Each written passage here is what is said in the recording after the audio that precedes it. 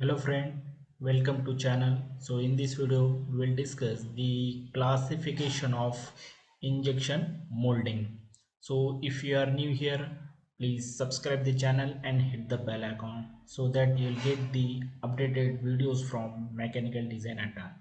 So the injection molding process actually it is classified based on the feeding system, number of cavities and the mold plate design and the unscrewing injection mold.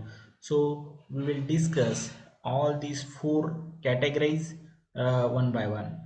So first, the injection molding, it is classified into three categories based on the feeding system. First one is the hot runner injection mold, second one is the cold runner injection mold, and third one is the insulated runner injection mold.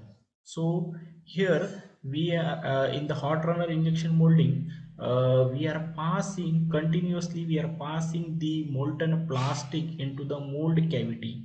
So here the runner system, it is in, we are keeping in the hotted condition. So external heat we will provide here to keep the runner system in hotted condition, and it will keep the internal material molded. So in this system actually, hot runner systems, it is used actually for the mass productions and for the a large volume production.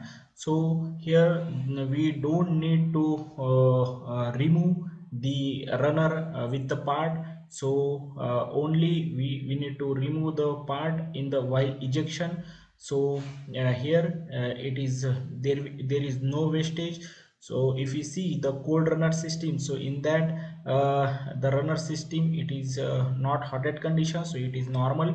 So here we are passing the molten plastic through the runner, but while ejection, so while ejections we need to trim the runner system as well. So because now while cooling, the runner system also get cooled and it will get solidified. So because of that we need to trim the runner system as well with the part. So here there is an wastage of the material of after the every cycle. So this is the difference between hot runner and cold runner systems. Already we have uploaded the videos on the same.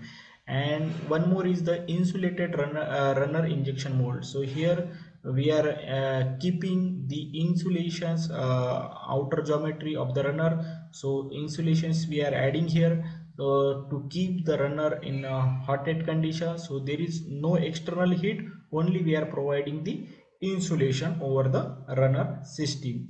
So it is in between, like you can see the hybrid of the hot and the cold runner system. So here there is no, we are not providing any external heat as we are providing in the hot runner injection molding. So this is the categories based on the feeding system.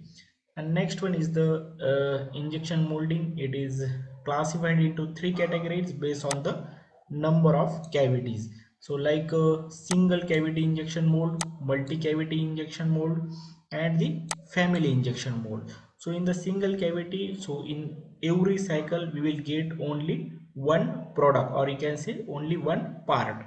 Okay, and in multi cavity molds we are getting multiple parts, or you can say the number of parts, similar parts we are getting in the multi cavity mold. So like I can see the bottle cap. So I can here I'm getting the 16 bottle cap here identical. Okay, but in you can say here the family injection mode. So here we are getting the number of parts, but there are different parts we can manufacture in the single cycle. Okay, now it is not necessary those are identical. Okay, so you can see this is the big size component, this is a small size, and the shape also different. So in the family modes we can produce the number of parts, but it is not necessary they are identical or the similar. Then the injection molding, it is categorized based on the classified based on the mold plate design, like two plate mold, three plate injection mold, and the stack injection mold. So in the two plate injection mold, so this is mostly used, and it is a simple and the most common mold design. And three plate injection molds, in that the uh, three plate, it allows the separation of the runner and finished part and improves the automation. So this third plate, actually it allows the separation of the runner, easy for the separation, and it will easily cut. So there will be the automatic trimming of the runner system. And in the stack injection mold, so here there is an stack mode. It can double and triple the production capacity, so it will increase the capacity of the production, so by stacking the one mold on the another. So by stacking the multiple parts cavity on the top of the each other, so we are means stacking the number of cavity on the each other to increase the production of the plant. Then the injection molding is classified based on the unscrewing injection mold.